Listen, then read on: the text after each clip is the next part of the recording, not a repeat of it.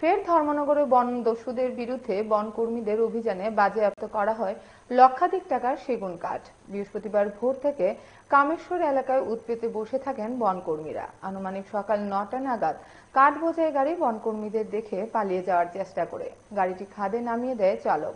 তখন সে গাড়ি রেখে পালিয়ে যায়। বনকর্মীরা এসে গাড়ি এবং কাঠ বাজেয়াপ্ত করেন।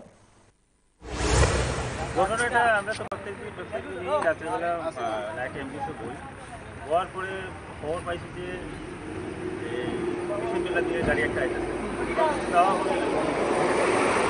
আয়ে দেখি যে আমরা গাড়িটা রোডের সাইডে করে দিচ্ছি। তৎক্ষণাৎ আমরা ওইটারে আমরা খবর দিয়ে আমরা ওইটা দেখি ওটা করি আর কি। আপনারা কোন জায়গা ধর্মনগরের না? আমরা জুড়ি পেট্রোলিং ধর্মটেল। আর এই জায়গাটা কোনটা? জায়গাটা হলো কামেশ্বর। মোটামুটি আনুমানিক কিরকম হতে পারে বাজার মূল্য, যেটা আপনার কাঠটা ধরেছেন, বা কি কাঠ, কি জাতীয় কাঠ?